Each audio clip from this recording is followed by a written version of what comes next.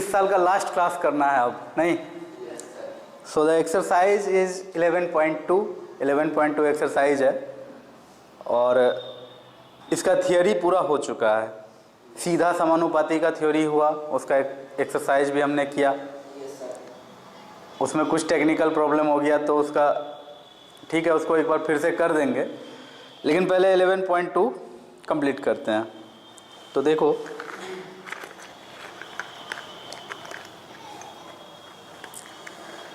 सबसे पहले एक बार थ्योरी को रिकॉल करते हैं, थ्योरी को पुनरावृत्ति करते हैं कि आखिर होता क्या है व्युत्क्रमानुपाती या प्रतिलोम समानुपाती, इंग्लिश में कहें तो इनवर्स प्रोपोर्शन। ठीक है, कब कहेंगे कि x y के इनवर्सली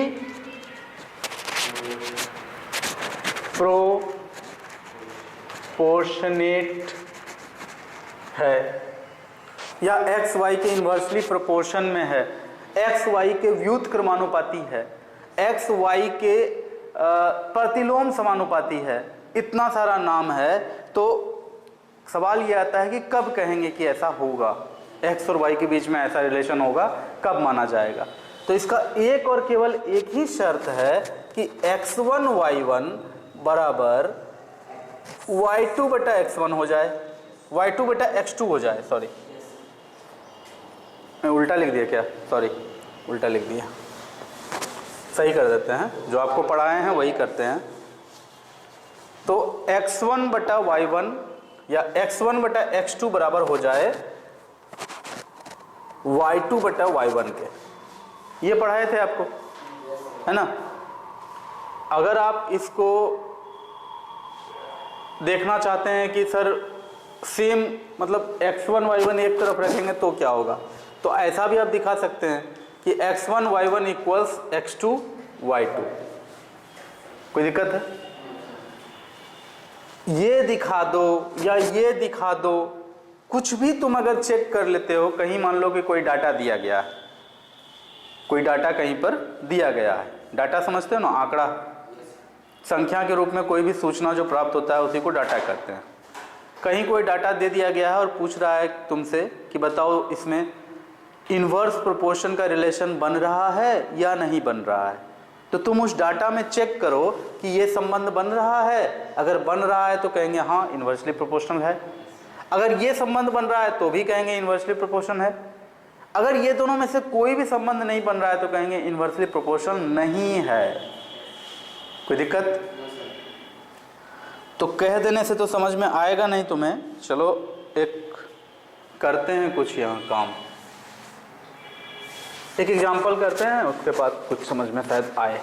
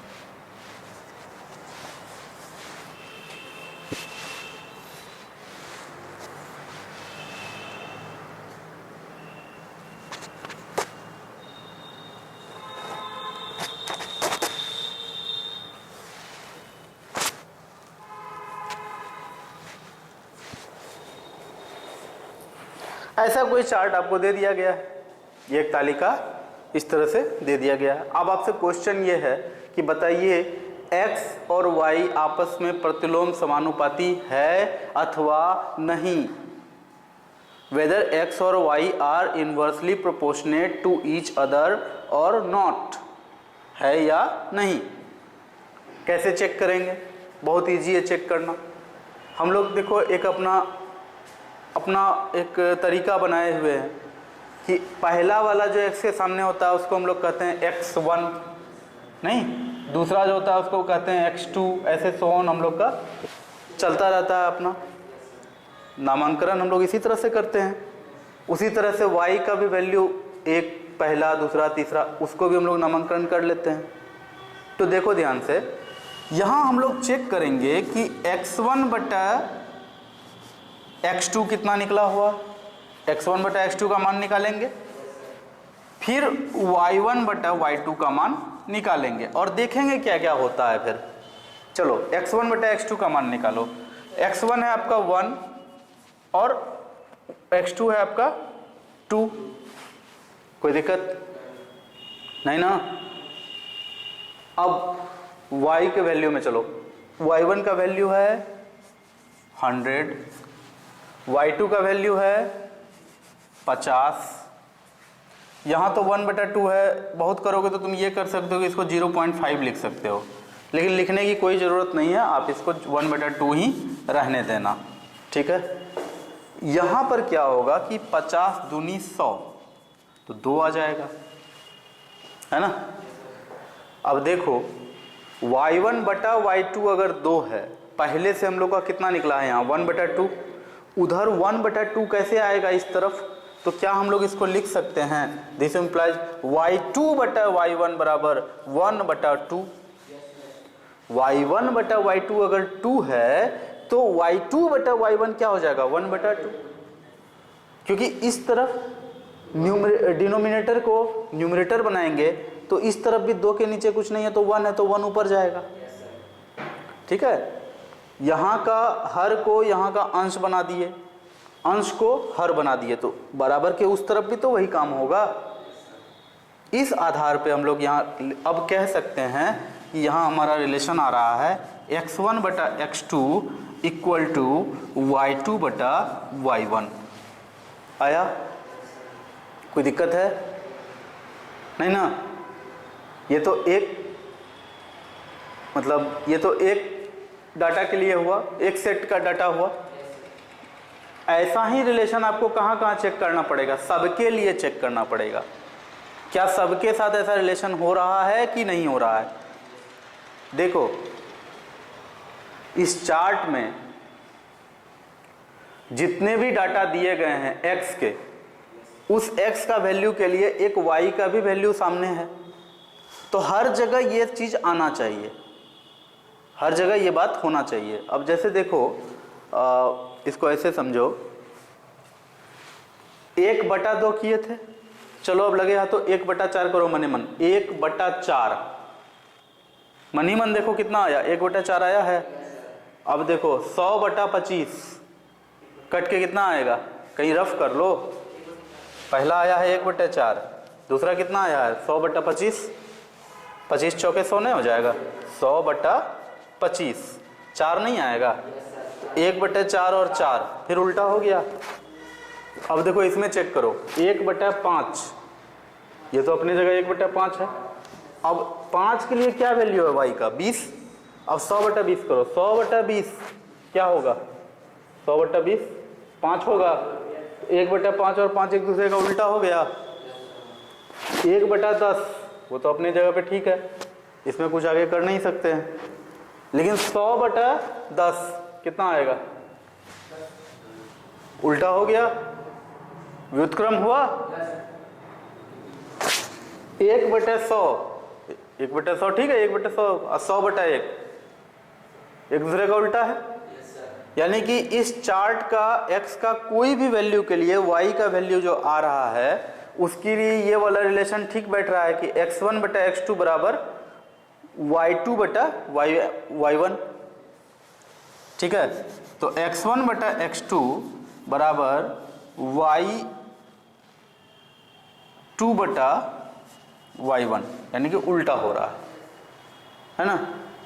अगर यहाँ पर हम देखते हैं कि x1 बटा x3 तो इधर हो जाता है y3 बटा y1, नहीं तो कहेंगे कि हाँ ये चार्ट अपना प्रतिलोम समानुपाती के संबंध को दर्शाता है। इस तालिका द्वारा x और y के बीच प्रतिलोम समानुपाती संबंध का वर्णन होता है। कोई दिक्कत है इसमें?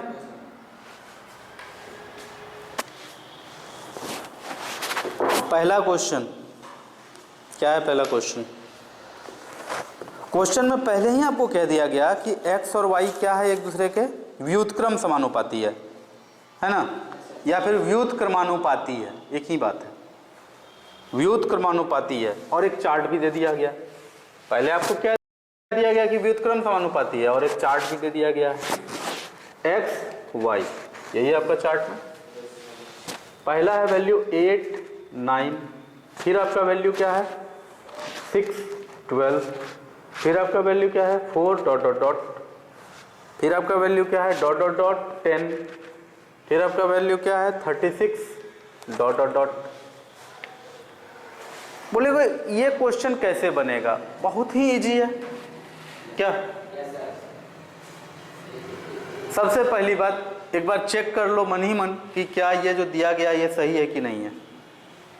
x1 होगा 8 बटा 9 होगा, 8 बटा 9 होगा ना। अच्छा x1 x2 लेना है ना, चलो ठीक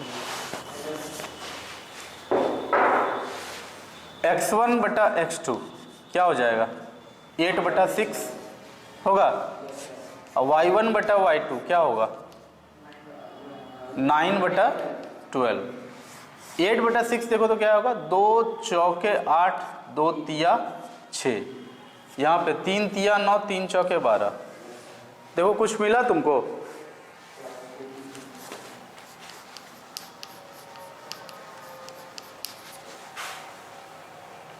यहाँ देखो कुछ इस तरह का रिलेशन आया, x1 बटा x2 बराबर y2 बटा y1। y1 बटा y2 आया था 3 बटा 4, तो फिर पलटे बराबर के लेफ्ट साइड में, बराबर के बायां साइड में हम लोग अंश को हर बना दिए, हर को अंश बना दिए। देखो किए कि नहीं, y2 नीचे था y2 ऊपर लाए, y1 ऊपर था y1 नीचे लाए, तो वही काम इधर भी करना पड़ेगा ना कि 4 नीचे था वो ऊपर गया, 3 ऊपर था वो नीचे आया। हालांकि ऊपर नीचे बोलना गलत है, मुझे अंश हर बोलना चाहिए, लेकिन समझने के लिए इतना ठीक है ना, भावनाओं को समझ रहे हो ना। तो फिर अपने पास क्या आया कि x1 बटा x2 बराबर y2 बटा y1, और यही व्युत्क्रम समानुपाती होने का शर्त है। ये काम हम लोगों को नहीं करना था। ये काम तो चलो चैप्टर शुरू हो रहा है, पहला क्वेश्चन है कर दिया मैंने, ये काम हमें नहीं करना था।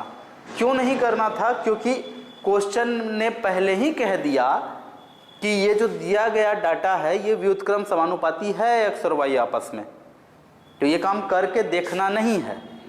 लेकिन मैंने इसलिए दिखाया कि देखो जो पहले मैंने बताया है तुम्हारे किताब के हिसाब से भी सही आ रहा है। अब करना क्या है क्वेश्चन में, ये जो खाली जगह डॉट डॉट डॉट में लिखे हैं ना, यही वैल्यू तुम्हें निकालना है। तो सबसे पहले तो अपने मन से इसके जगह पे कुछ लिख दो। देखो x1 x2 x3, तो यहाँ पर y3 लिख दो, x3 यहाँ हो गया तो यहाँ x4 लिख दो, यहाँ y5 लिख दो। कुछ काम आसान हो जाएगा कुछ मान लेने से, ठीक है। अब देखो क्या करेंगे, x1 बटा x3 बराबर y3 बटा y1, प्रतिलोम समानुपाती है ना।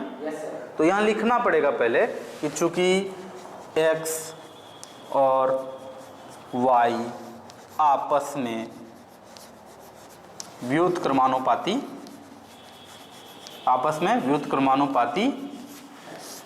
हैं, इसलिए x1 बटा x3 बराबर y3 बटा y1। उल्टा हो गया है, आगे का काम कर लो।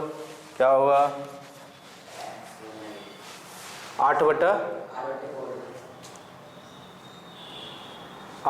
4 बराबर y3 का मान तो निकालना है बटा 9, y3 बटा 9। तो y3 अब क्या निकलेगा, क्रॉस मल्टीप्लिकेशन करो, क्या हो जाएगा, ये 9 जाकर के इधर गुना कर देंगे तो y3 इधर बच जाएगा ना, कर दो। 8 बटे 4 पहले से यहाँ है, ये 9 क्रॉस मल्टीप्लिकेशन के तहत यहाँ जाके गुना होगा। 4 भी जाके यहाँ गुना हो सकता है, लेकिन नहीं करेंगे क्योंकि y3 का मान निकालना है ना। तो 8/4 गुना 9 बराबर y3। 4 ला के इधर गुना कर देते तो फिर बाद में 4 ला के भागा देना पड़ता y3 निकालने के लिए, तो अभी नहीं करे गुना। 9 को ही सिर्फ इस पर ला के 8 में गुना किए, तो 4 दूनी 8। ऐसे यहाँ पर भी कटा सकते थे कि 4 दूनी 8, क्या? चलो वही करते हैं। x1 का वैल्यू 8, x3 का वैल्यू 4 बराबर y3 का वैल्यू वही तो निकालना है, y1 का वैल्यू 9। 4 दूनी 8 आ गया, 2 यहाँ पर कट के, तो दिस इम्प्लाइज y3/9 बराबर 2 लिख सकते हैं। थोड़ा सा सिंपल किए हैं, वैसे भी करते सही आता है, ऐसा नहीं है कि सही नहीं आता, थोड़ा तुम कंफ्यूज हो सकते थे इसलिए इसको सिंपल किए हैं। कोई दिक्कत? इसका मान निकालना है इसलिए इसको पहले लिख दिया, इसको बाद में लिख दिया। दिस इम्प्लाइज y3 बराबर 9 गुना 2 बराबर 18, तो खाली स्थान भर देना, 18 हो जाएगा यहाँ। अब है कि x4 का मान क्या निकलेगा, तो बहुत ही सिंपल है x4 का मान निकालना कि x1/x4 बराबर y4/y1, यही होगा ना? तो जब ऐसा होगा x1 का वैल्यू कितना है 8 है, x4 का तो वैल्यू निकालना ही है। y4 का वैल्यू कितना है 10 और y1 का वैल्यू कितना है 9। दिस इम्प्लाइज 8 गुना 9 बराबर 10 गुना x4 होगा। क्या हो जाएगा 9 × 72 बराबर 10 x4, उल्टा लिख लो 10 x4 बराबर 9 × 72, तो x4 बराबर 72/10। यहाँ पर 7.2 लिख देंगे। हाँ, यहाँ कितना लिखे थे 18, और काट करके क्या मिलेगा तुम्हें? कट के कोई एक नंबर आएगा क्या? हाँ, फाइनली क्या आएगा आपका 36/5। 36/5 से अच्छा तो 7.2 लगता है। देख लेना, अगर किताब में आंसर 36/5 मांगता है तो 36/5 लिखना, आपकी मर्जी, अप टू यू। y5 का मान अपने से निकाल लेगा? Yes sir. कैसे निकलेगा? बस उसी तरह से x1/x5 बराबर, देखो x1/x5 अगर इधर करते हो, इधर भी y/y रहेगा, लेकिन अब 5 ऊपर रहेगा 1 नीचे रहेगा, सबका वैल्यू पुट कर देना, अपने आंसर आ जाएगा। कुछ खास नहीं है, बहुत ही सिंपली ये क्वेश्चन बन जाएगा, इवन बन ही गया है, कुछ इसमें बचा। क्वेश्चन नंबर 2 है, निम्नलिखित विचरण सारणी में रिक्त स्थानों की पूर्ति कीजिए। बहुत ही सिंपल है, कुछ खास नहीं है, और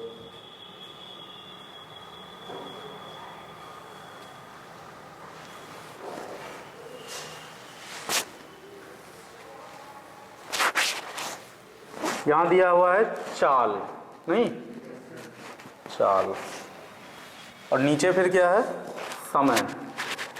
समय के बारे में कहा जा रहा है कि मिनटों में बात हो रही है, और चाल जो है वो किलोमीटर प्रति घंटा में है, नहीं।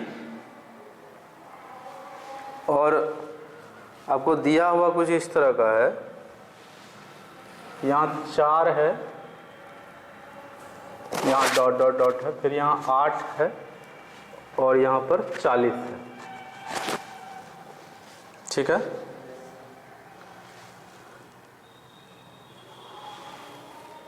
फिर यहाँ पर डॉट डॉट डॉट है, और यहाँ पर 20 है, और यहाँ पर डॉट डॉट डॉट है, और यहाँ 10 है, फिर यहाँ 64 है, और यहाँ डॉट डॉट डॉट। देखो, इस क्वेश्चन में तुम्हारे साथ थोड़ा छल हुआ है। छल ये हुआ है कि तुम्हें ये कहा नहीं गया है कि ये प्रतिलोम समानुपाती है अथवा नहीं, है ना। थोड़ा सा फिजिक्स से तुम्हें दिमाग लगाना पड़ेगा। फिजिक्स से तुम्हें क्या दिमाग लगाना पड़ेगा कि एक तरफ तो किसी गाड़ी की चाल है, स्पीड है, और दूसरा डाटा है समय का, टाइम कितना लगा। तो इतना तो सबको पता होगा कि चाल और समय में प्रतिलोम समानुपाती का संबंध होता है। चाल बढ़ाओगे तो कहीं पहुंचने का समय घट जाएगा, चाल जितना अधिक बढ़ाओगे कहीं भी पहुंचने का समय उतना कम हो जाएगा, उतना जल्दी कहीं पहुंच पाओगे। बहुत जितना फास्ट, जितना स्पीड ज़्यादा होगा, स्पीड 100 पहुंचने में 2 मिनट, स्पीड 10 पहुंचने में 20 मिनट होगा ना। देखो एग्जैक्ट नहीं होगा, ऐसा गलत बोल रहे हैं हम, हमको भी पता है, लेकिन समझाने के लिए बोल रहे हैं कि जब स्पीड कम होता है तो टाइम ज़्यादा लगता है, और स्पीड जब ज़्यादा होता है तो टाइम कम लगता है। स्पीड ज़्यादा टाइम कम, स्पीड कम टाइम ज़्यादा, रिलेशन उल्टा, इसी को कहते हैं व्युत्क्रमानुपाती। तो आपको इस क्वेश्चन में लिख के नहीं बताया गया कि व्युत्क्रमानुपाती है, आपको सिर्फ कह दिया कि चाल और समय का है, बाकी आप समझो। इतना तो आपको अपना दिमाग लगाना पड़ेगा ना कि चाल और समय एक दूसरे का व्युत्क्रमानुपाती होता है।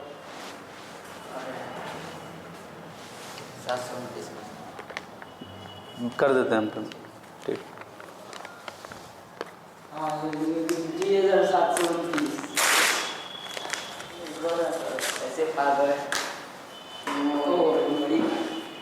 चलिए ठीक है,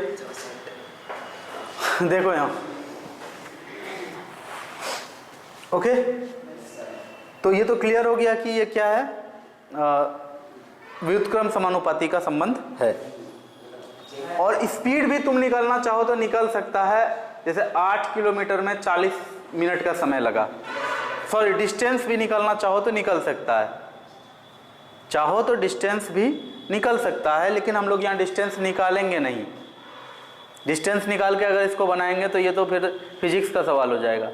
मैथ का प्रतिलोम समानुपाती के आधार पर इसको बनाना है, इसलिए हम लोग यहाँ मान लेते हैं x और इसको मान लेते हैं y।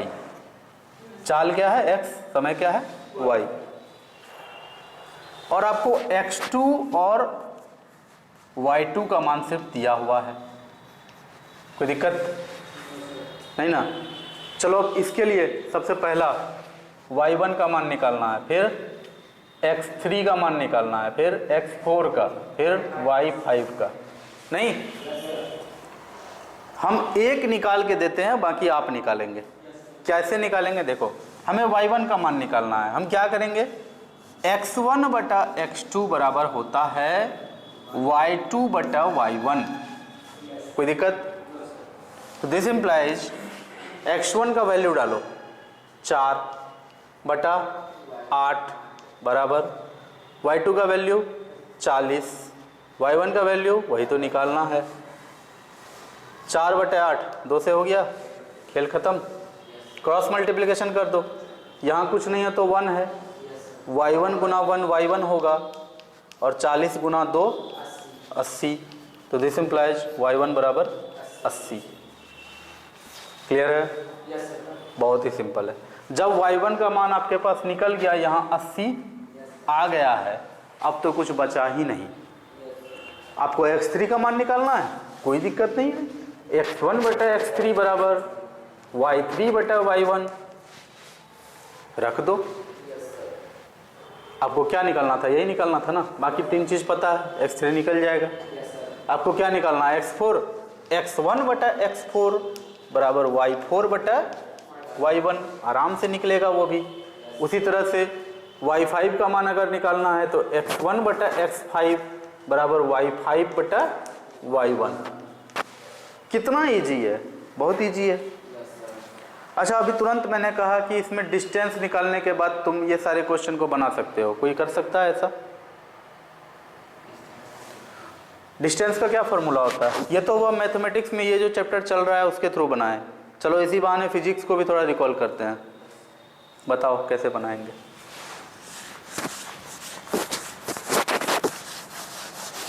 बताओ, अभी तुम लोग का तबला का ताल का टेस्ट हो जाएगा। बहुत तबला बजाते हो ना। बहुत पढ़ते हैं, बहुत पढ़ते हैं। कितना पढ़ते हो? डिस्टेंस बराबर क्या होता है?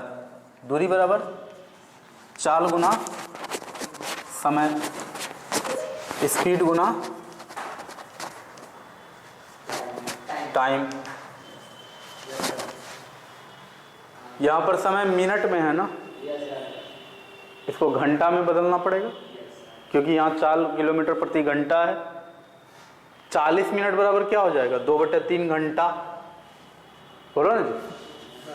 तो इसलिए दूरी क्या हो जाएगा? यहाँ दूरी बराबर हो जाएगा 8 हो गया यहाँ पर स्पीड गुना 2/3, यानी कि 16/3 किलोमीटर ये डिस्टेंस है। अब ये डिस्टेंस अगर पता चल गया है तो अगर तुमसे यहाँ पर पूछा जाए कि x3 का मान क्या होगा, चाल कितना होगा, समय 20 मिनट है, दूरी पता है, चाल निकल जाएगा। ठीक है, कहने का मतलब कि जब दूरी और तुमको समय पता है तो चाल निकल जाएगा, जब दूरी और समय पता है तो तुम्हें चाल भी पता चल जाएगा, जब दूरी और चाल पता है तो समय भी पता चल जाएगा। तो फिजिक्स का वो वाला दिमाग लगा के भी ये क्वेश्चन बन सकता है। इस चैप्टर से इस मेथड का कोई लेना देना नहीं है। 3 नंबर क्वेश्चन है, 10 मजदूर किसी काम को 2 दिन में करते हैं, उसी काम को 2 मजदूर कितने दिन में करेंगे? देखो, मजदूर और दिन वाली जो बात है ना, यहाँ हमेशा मजदूरों की संख्या, ठीक है, मजदूरों की संख्या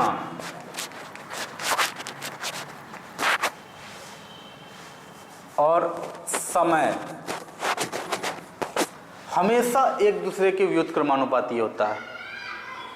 हमेशा मान लो एक दीवार को 2 मजदूर एक दिन में जोड़ता है, ठीक है, तो फिर मजदूरों की संख्या अगर 4 कर देंगे तो क्या होगा? तो आधा दिन में ही जोड़ देगा।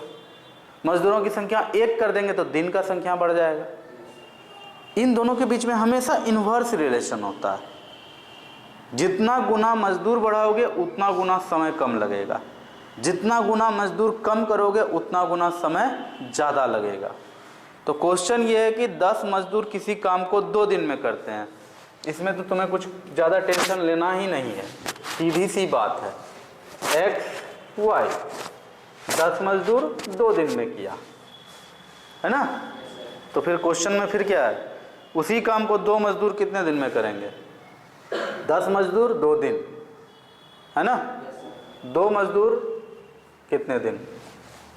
सिंपल, x1 बटा x2 बराबर y2 बटा y1, डाल दो इस फॉर्मूला पे, निकल जाएगा, कुछ नहीं करेंगे हम। 5 नंबर, 45 मजदूर एक काम को 27 दिन में पूरा करते हैं, तो कितने मजदूर उसी काम को 15 दिन में पूरा करेंगे? फिर से वही सेम क्वेश्चन, क्या ये क्वेश्चन नंबर कितना है? 4। 45 मजदूर 27 दिन नहीं, तो कितने मजदूर 15 दिन में? तो इस बार 15 दे दिया है, मजदूरों की संख्या पूछ रहा है। पिछले क्वेश्चन में दिनों की संख्या पूछ रहा था, इस बार मजदूरों की संख्या पूछ रहा है। घुमा फिरा के इसी में से कुछ पूछेगा तुम्हें, जो कि बहुत इजी है देना कैलकुलेट करके। तो क्लास 8 के हिसाब से बहुत ही इजी चैप्टर है ये, अगर आपका बेसिक क्लियर है। बेसिक मैंने क्लियर कर दिया है। एक बस 30 किलोमीटर प्रति घंटा की चाल से 6 घंटे में एक निश्चित दूरी तय करती है, उसी दूरी को वह बस किस चाल से केवल 4 घंटे में तय कर लेगी? तुम बताओ, 5 नंबर क्वेश्चन और 2 नंबर क्वेश्चन में कोई अंतर है? 2 नंबर क्वेश्चन में भी देखो कि चाल और समय का ग्राफ बनाए थे, लिस्ट बनाए थे, और उस समय भी वही काम किए थे कि किलोमीटर प्रति घंटा, नीचे मिनट में था समय।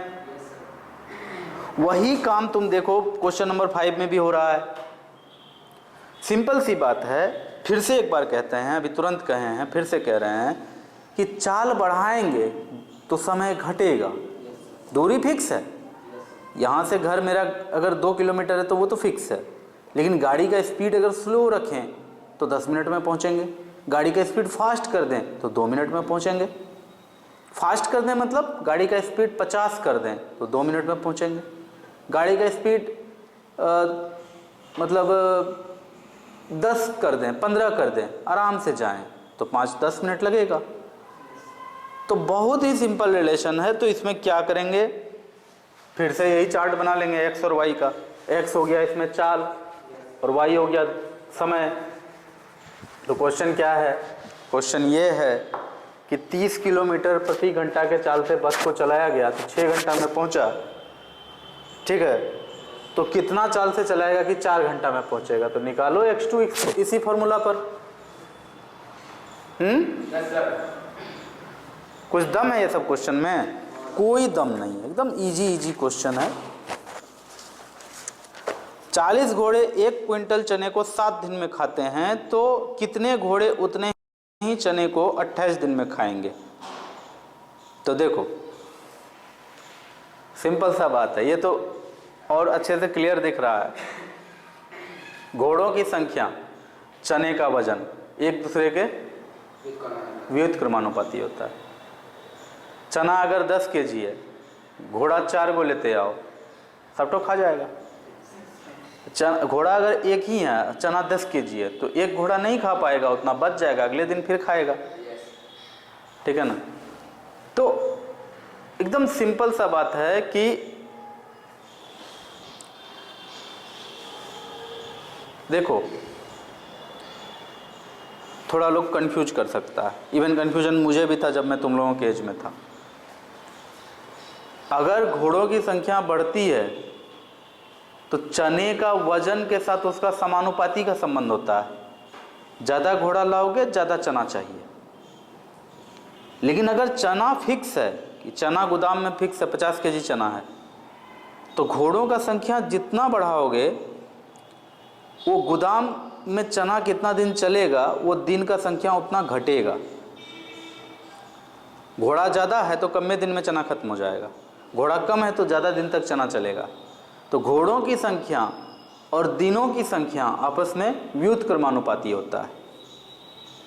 घोड़ों की संख्या और दिनों की संख्या जिसमें कि वो चना चल सकता है, वो एक दूसरे के व्युत्क्रमानुपाती होता है। चनों की संख्या नहीं, दिनों की संख्या, कितने दिन तक वो चना चलने वाला है, वो दिनों की संख्या और घोड़ों की संख्या एक दूसरे के व्युत्क्रमानुपाती होता है। तो क्वेश्चन है 40 घोड़े को 1 क्विंटल चने खाने में 7 दिन लगते हैं, ठीक है। तो 40 घोड़ा 7 दिन में खाएगा, 40 घोड़ा 7 दिन में खाया। फिर क्या क्वेश्चन है, कितने घोड़े उतने ही चने को 28 दिन में खाएंगे? 28 दिन पक्का है कि यहाँ आंसर 10 आएगा, कैलकुलेट कर लेना। 7 चौके 28, तो यहाँ 4 गुना बढ़ा है तो ये 4 गुना कम होगा, ठीक है। यहाँ 4 से गुना हुआ है तो यहाँ 4 से भागा होगा। क्या गुना और भागा वाला बात समझ में आता है? व्युत्क्रमानुपाती में x में जितना से गुना होता है y में उतना से भागा होता है। हर एक चार्ट में तुम पीछे जाके देख लो, वही हो रहा है। 7 नंबर, एक छात्रावास में 300 छात्रों के लिए 15 दिनों का राशन सामग्री है। यदि अवकाश के कारण 200 छात्र बाहर चले जाएं तो वह सामग्री कितने दिनों तक चलेगी? कितना मजा वाला बात है। जो लोग हॉस्टल चलाते होंगे तो जो स्टूडेंट भाग के घर जाता होगा, हॉस्टल वाले को कितना मज़ा आता होगा। पिटाई भी करता है भाग के जाने वाले का और उसका सामान भी बच जाता है ना। तो वही है, यहाँ सिंपल सा बात है। जो घोड़ा वाला बात था यही छात्र वाला भी बात है। सामग्री फिक्स है कि 15 दिन चलेगा। अब अगर छात्र उसमें बढ़ जाता है तो जल्दी खत्म हो जाएगा। छात्र कुछ छुट्टी में घर चले जाता है तो ज़्यादा दिन तक चलेगा, है ना। तो 300 छात्र था, देखो सारा इसी पे बन जाएगा, कुछ अलग सोचना भी नहीं पड़ेगा। 300 छात्र था तो कितना लगा था? 15 दिन के लिए था। अब बोला कि 200 छुट्टी में घरे चला गया तो 100 बचा। तो बताओ y2 का वैल्यू क्या होगा? इसी फॉर्मूला पे निकलेगा। तो पक्का है कि यहाँ कितना था? 3 से भागा हुआ है ना। 300 में 3 से भागा हुआ तब ना 100 आया। तो यहाँ 3 से गुना कर दो, 45 दिन जाएगा। अब पक्का है कि 300 बच्चा, ऐसे भी सोचो ना, 300 बच्चा 15 दिन खाता तो 100 बच्चा 45 दिन खाएगा। एक छावनी में 700 सैनिकों के लिए 25 दिनों का पर्याप्त खाद्य सामग्री है। ये तो मतलब बेकार हो गया। 40 घोड़ा, छात्र, सैनिक, एक ही बात को कितना अलग अलग रूप में कह रहा है। तो इस पे बार बार हम चर्चा करें अच्छा नहीं लगता, ये आप लोगों के विद्वता पर सवाल उठाता है नहीं तो ठीक है, थोड़ा बीच बीच में मजा भी आना चाहिए। एक व्यक्ति प्रतिदिन किसी पुस्तक के 8 पृष्ठों को पढ़कर उसे 15 दिनों में पूरा कर लेता है। यदि वह प्रतिदिन 12 पृष्ठ पढ़े तो पूरे पुस्तक को वह कितने दिनों में पढ़ लेगा? कितना मुश्किल है इसको समझना, बनाना? बहुत इजी, बहुत आसान है।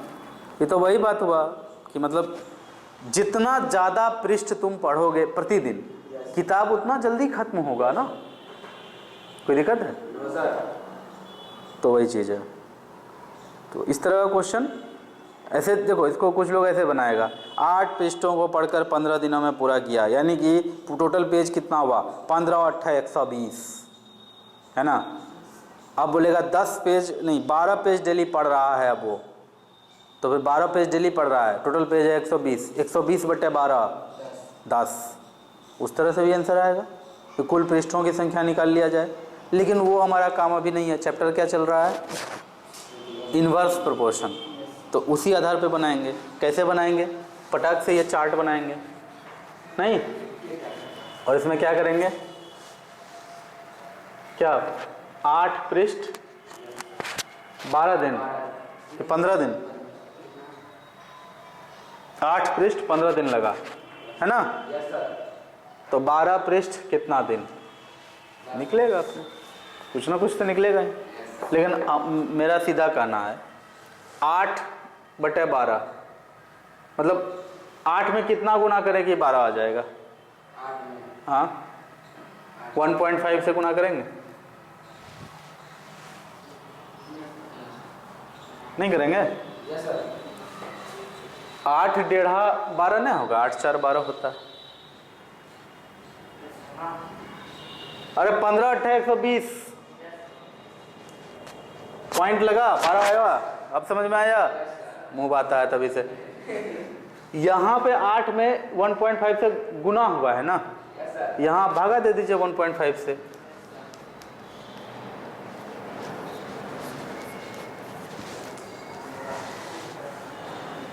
कोई दिक्कत है? बहुत ही सिंपल है, कुछ खास इसमें है नहीं। अभी देखो page, number of page total निकाले थे 15 8 120, फिर बोले थे 120 बटे 12 10 आया था उस तरह से। इसमें भी डाल के बनाओगे तो वैसे बनेगा। बाकी एक शॉर्ट सिंपल मेथड क्या बताए हैं, जितना यहाँ गुना हो रहा है तुम यहाँ उतना से भागा दो। अगर यहाँ भागा हो रहा था कुछ नंबर से, तुम यहाँ पर उतना से गुना करो। आई बात समझ में?